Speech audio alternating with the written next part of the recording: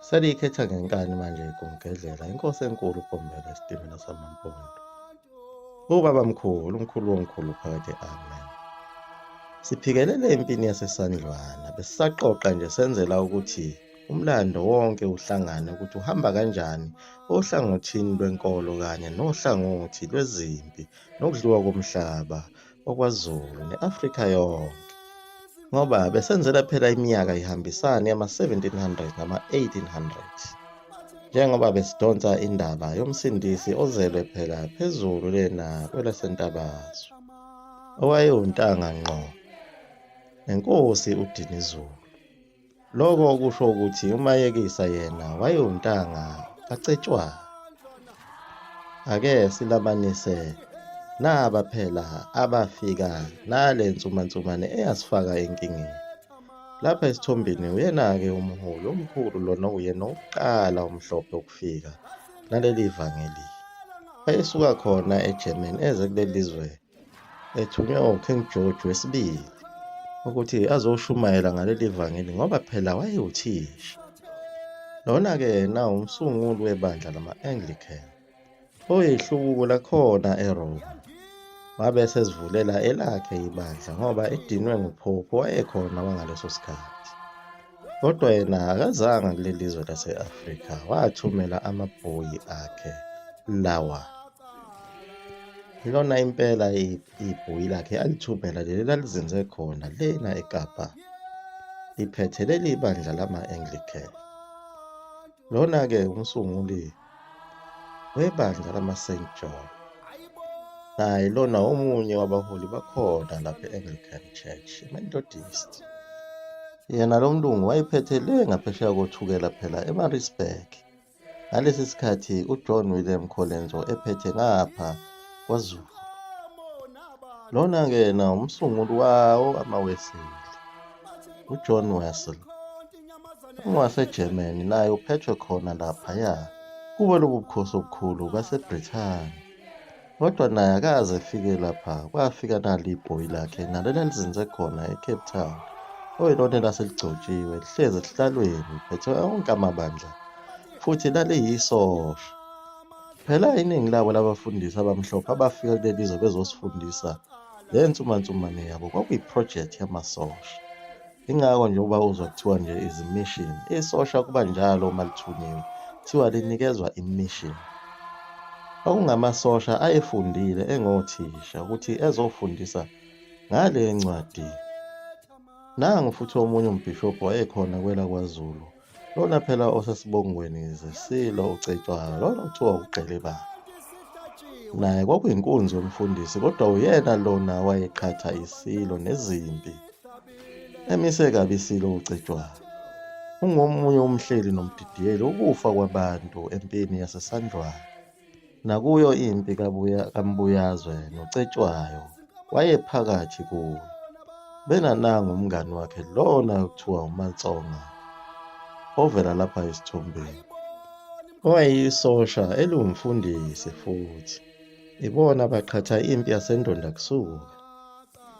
Lo mlungu-ke yena ungokuqala naye ukufika kuleli zwe lase-Afrika elethe leli vangeli, kodwa wabamba iqhaza elikhulu ngako lokhu kudayiswa kwabantu bewezwa ngemkhumbi beya phela phesheya beyogqilazwa. Phela ungeminye imisebenzi wawenziwa yibo laba befundisi ababefikelana ukuthi ngalesi sikhathi bekubona usukholwe kakhulu, usushaya amaphiko, bese bekuthatha bethi uNkulunkulu uzokusiza, bese bekuthatha bekufaka emkhunjini ungene kamnandi, bethi uya ezweni lapho uNkulunkulu azokufukamela khona, bese uyajabula nawe uhambe ngomkhumbi uhlabelela kamnandi kanti uyogqilazwa phesheya kwey'lwandle.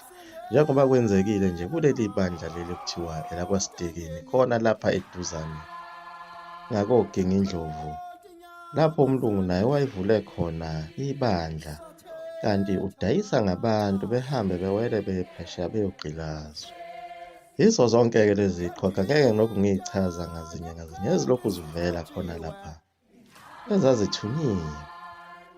Leyo nto isaqhubeka namanje yokudayiswa kwabantu njengoba sibona abomdabu abasuka eNigeria besakwenza namanje ukuthi bafike bekushumayeze kula mabandla abo bese bethi uNkulunkulu uzokusiza kunomsebenzi asekutholele wona ezweni laphesheya kwelwandle, kanti lapho usuyodayisa khona ngezidakamizwa noma uthathwe uyohlinzwa ukhishwa amaphaphu nezinhliziyo ukuze kuyodayiselwa izigwili ezishodi ngey'nhliziyo namaphaphu.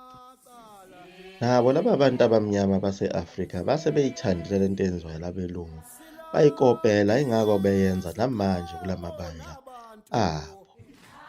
Uma ufuna indaba enjengaleyo iyatholakala ku-YouTube, lena phela kaFikile Memela. Ubhale nje ukuthi iFikile Memela uzobe sekuchazela isitori ukuthi bamenzani abamdabu baseNigeria esontweni labo. Laba-ke abavela lana ngabaprofethi bakaNkulunkulu abalethwa wuye ngesikhathi abelungu bengakafiki. Bafikela khona emampondweni la okuyikhona kwaqala khona ukufika kwalabelungu ababelethe leli vangeli. Yayisidudulana kanjalo-ke impi. Njengaye lo mprofethi wokuqala naye wagcine ebulewe. Owamemezela ukuthi uNkulunkulu ukhona, kumele abantu bengayimukeli imali ezofika nalaba belungu. Uma bamukela le mali kuyobe sekuphelile ngabo. Wathi noma belungu sebefikile nezimishini zabo, baqhubeka laba profethi abangabantu abamnyama banda beshumayela ivangeli likaNkulunkulu umenzi wezulu nomhlaba. Kodwa bazingelwa kakhulu, bebulawa, beboshwa. Laba abaprofethi babesebenza kuwo amaplazi abo abelungu, babeshumayela lezi ndaba khona emasimini. Bagcina behamba besonta isinyelela ngaphansi kwezihlahla nasemahlathini lapho babeshumayeza khona abantu kanye nasemasimini. Kodwa bebanjwe mase beyabulawa. Bebulawa yibo phela labo babhishobhi ukuqala babefikile. uNkulunkulu wayebathumele kakhulu laba baprofethi bakhe khona lapha emazweni asemampondweni. Okuyilapho impi eyayinkulu khona kakhulu, ayehluphekile kakhulu amampondo. Kodwa siyamangala namhlanje uma ethatha uhlangothi lwabo laba bantu ababehlupha kakhulu. Bakhona nabanye ababevela ngapha ko-Free State nako-Gauteng, kodwa iningi labo lalingapha ko-Cape Town, lapho phela impi yayidudulana khona kakhulu, lapho kwakuzenze khona phela bona abelungu befika nazo lezi mission zabo ngesikhathi zingakafiki kwela KwaZulu. Labo-ke abavela lapha njengamanje ibona abantu bokuqala ukukhohliswa yilaba belungu. Abenza umsebenzi wabelungu abalula ngoba kwasekuthunyelwa bona ukuba behambe beshumayela leli vangeli. Lona-ke yena ovela lapha esithombeni uyena impela wayeseyiqhawe labo abelungu elikhulu, eshumayela ivangeli futhi waphinde waze waba yintatheli, ehambisa zonke izindaba ezingamanga, ekhohlisa abantu basemampondweni. Uyena futhi owatolika iBhayibheli elisusela esiNgisini liya esiXhoseni. Waphinde futhi wabhala nawo amaculo enkonzo lawa asahlatshelelwa namhlanje ngokuyalelwa uye umlungu ethi baculise insumansumane. Ethi abathi asakhile lapha sinekhaya eJerusalema, lapho kuqhuma khona isibhamu. Bakhohlise ngoba kabazi, bazitshela ukuthi kusezulwini. Bethi bayawutshekula njengamathole. Uyena-ke umnikazi wazo zonke lezo ngoma ezazihlatshelelwa, ezibhala ngokuyalelwa uye umphathi wakhe omkhulu. Lona-ke umfana kaPope Alexander wesithupha, oseqhathe lonke izwe ngokusanganisa abantu amakhaya. Isithombe sakhe sadwetshwa yi-artist uMichelo Longelo, owayeyisosha futhi eyinkonkoni, njengoba umbona umlomo wakhe ugcobile ngeroji ebomvu. Uyena-ke lona esithi siyombona ngomhla wokuphela ehlezi esihlalweni sobukhosi. Lona-ke nguKing George wesithathu.